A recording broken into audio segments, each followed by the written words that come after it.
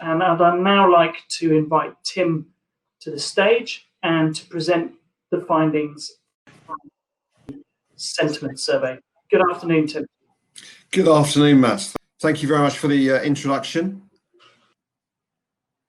Ladies and gentlemen, thank you for your time this afternoon.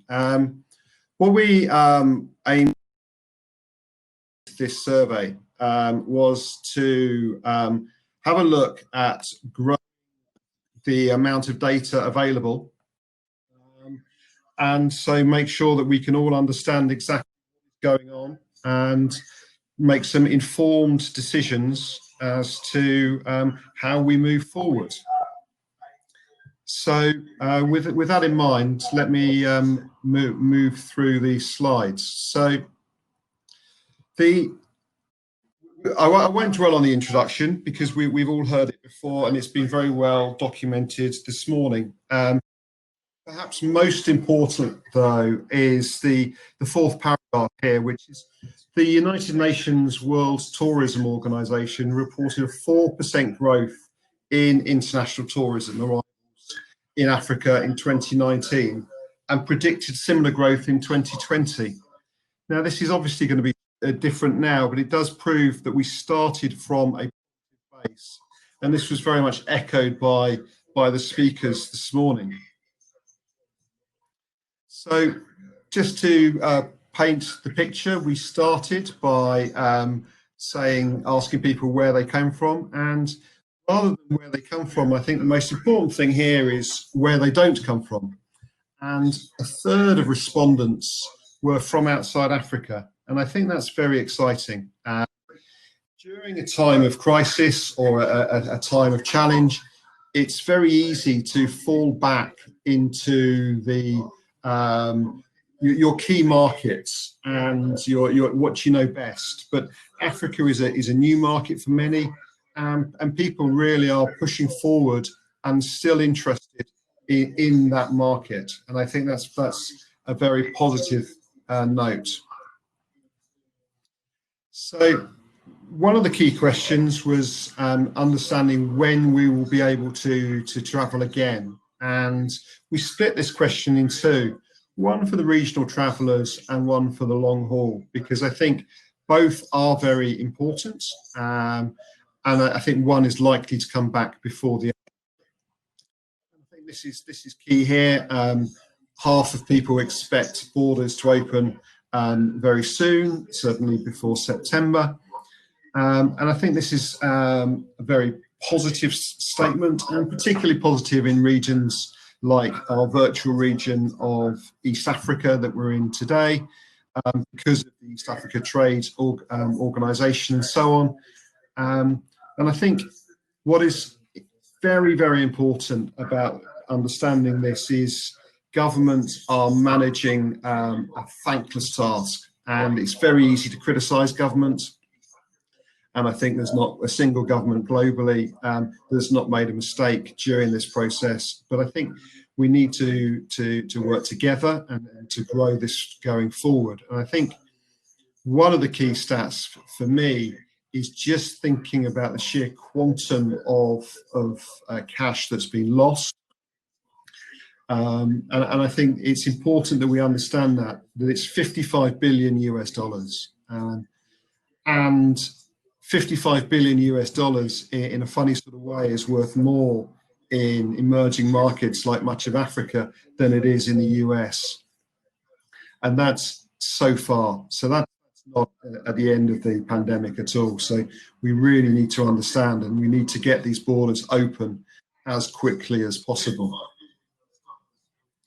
The next question we asked was about the international, and the vast majority really not expecting many borders to be open before the end of the year in one form or another. And this will obviously vary from country to country, and some countries are saying they're clear of COVID and are ready to open, and others are not. But today I'm sitting in the UK, and there are a list of about 60 countries that the government have said UK citizens can travel to without requiring quarantine on return to the UK. And it's very, very disappointing that there's not one country in mainland Africa that is open to us right now. So even if, for example, Kenya opened her borders tomorrow, upon arrival back into the UK, I'd be expected to sit in quarantine for 2 weeks. So opening borders is one way, but it needs to be in conjunction with the main key markets. And I think that's somewhere for governments to work together to make sure that the agreements are both ways, and we can really travel, because travel is a two-way process. Mostly we leave and we return.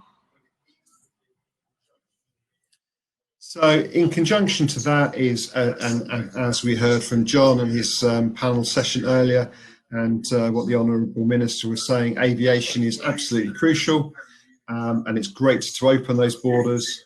But the most important thing is we need to be able to get there, and you can't get there unless the flights are travelling. And not unreasonably, it's a very similar poll results from our respondents.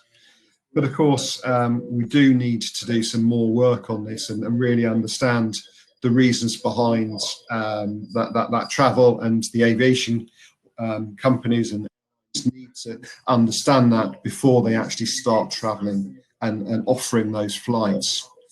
But what is key is that there is clearly pent-up demand to visit Africa, and we've heard from many speakers this morning saying how disappointed they are to be doing this from their back bedrooms rather than within Africa.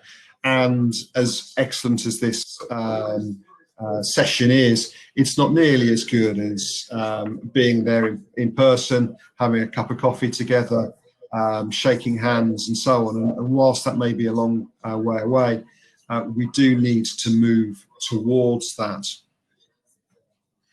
Now, this is, we moved on to how soon are you likely to visit a different country? Varying slightly from when you are able to, will you take that up? And I think this is really very exciting, because more than half of all our respondents expect to visit a different country 3 months of the ban being lifted. And this is showing the importance of the regional trade zones and agreements, because the majority of these visitors will be for business. And I think this is really exciting, and I think it is positive that we all want to travel, and we believe in the hospitality of African countries, and we want to move forward.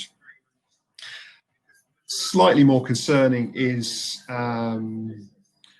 half of the respondents who currently live outside the continent are not planning to travel to Africa at the moment. And it will be very interesting to do some more work with those guys and understand why, and if there is anything we can do to make potential markets more attractive to them.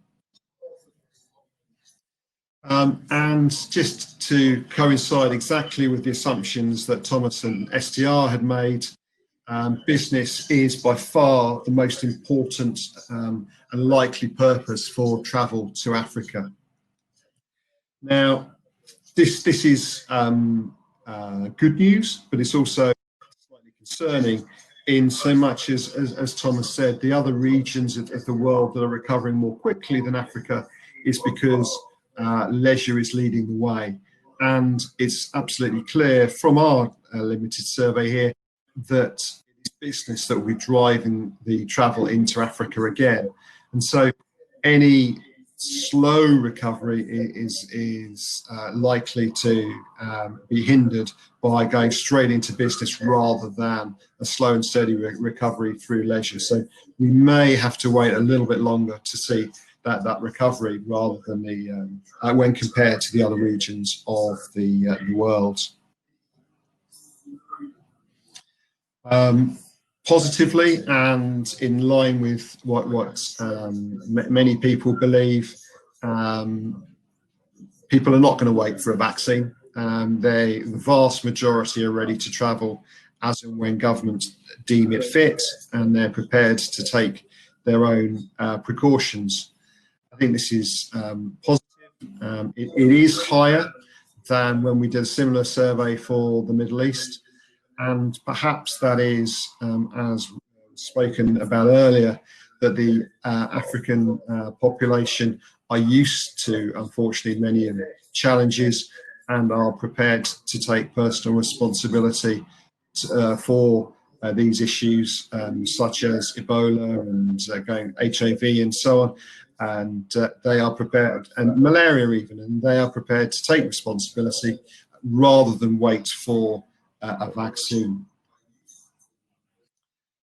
And this all comes down to the most important factor in the decision making, and it's clear that governments and safety and security have the absolute eye of the potential traveller, and this is what's going to be driving their decision making. It's not about price, it's not about the destination itself, and I think that stems back to the idea of business travel leading the recovery rather than leisure, because as we saw from Matt's photographs and the work that the children were doing about promoting tourism in Kenya in particular and all the other great destinations, it's not those destinations that are driving it, it's the feeling of safety and security, it's the feeling of being able to enter and leave in a mature, sensible way and not put yourself and your family at undue risk. And I think that that's the most important thing. Whilst the pricing issue was towards the bottom, obviously this is not a reason for operators to drive pricing particularly highly, and I think this is key, that if you were to drive prices too high, then people will vote with their feet and they will continue to do these conference calls and webinars rather than travel. But I think with proper pricing, then I think people will travel. And again, the great news for hoteliers, how likely are you likely to stay in a hotel? Within a month, 50% of respondents. Really, really positive. People believe in hotels. The work that the hoteliers have been doing to promote them is going well, and they are looking to stay as quickly as possible. So I think that's very positive. The caution I would mention to hoteliers is confidence can obviously be brittle. Keep up the good work and make sure those preventions and protections you're giving everybody, staff and customers, continue to be as strong as possible. And then we selected a group of countries that we thought people may be travelling to, and absolutely thrilled to say that we underestimated it. And there were 32 different countries that were mentioned from our respondents that they were likely to visit, which is really, really exciting, very, very encouraging. Not surprising, the top three, South Africa, Kenya and Ethiopia. But it's very interesting to see that Senegal, Botswana, Rwanda, Benin and Zimbabwe also had significant responses as well. So going back to what previous speakers were speaking about, this is not just people wanting to go back to their own historic countries of business. They're looking to do work in many new markets, and this should lead to more economic growth across the whole continent. Now, where people are likely to stay, 52% are likely to stay in a branded, internationally branded hotel, and a further 20% in an independent hotel. So the perceived safety and actual safety of the work the brands have been doing in publicising the work that they're doing in the health and hygiene is really working well. And I think this is very positive. The other key for me on this slide is that homestays take a significant portion at about 11%, but many governments globally are saying that this will be the last accommodation they open for business because it's so difficult to regulate and manage from a health and hygiene perspective.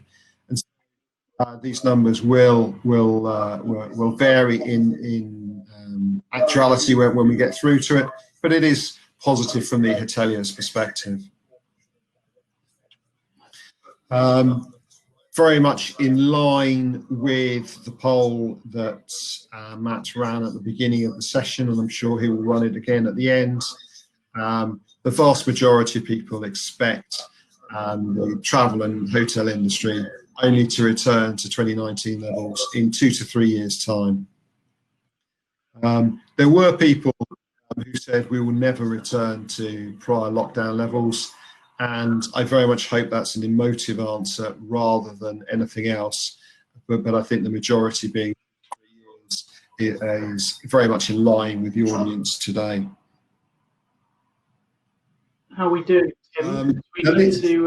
This for me is a key slide, and it's something that I've been keen to promote for many years.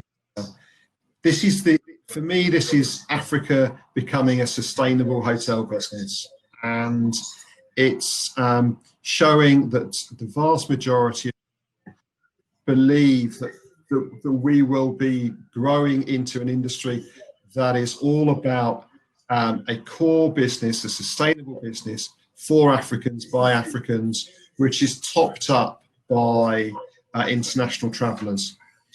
Very, very exciting, and I think this is perhaps a silver lining to the very, very cloud of COVID. There's many challenges to overcome, including getting the offering right and the pricing right for those local and regional guests, but it's absolutely key to building a sustainable hotel business. And the overworked phrase from Winston Churchill recently, which, as he said while he was working to form the United Nations, was never let a good crisis go to waste. And I think that's important here, that we don't let this crisis go to waste, and we take the opportunity to work through together how we make the industry more sustainable and more attractive to more of the local populace. I think that's a great way. If I may interrupt, Tim, actually, because we're running a bit over time.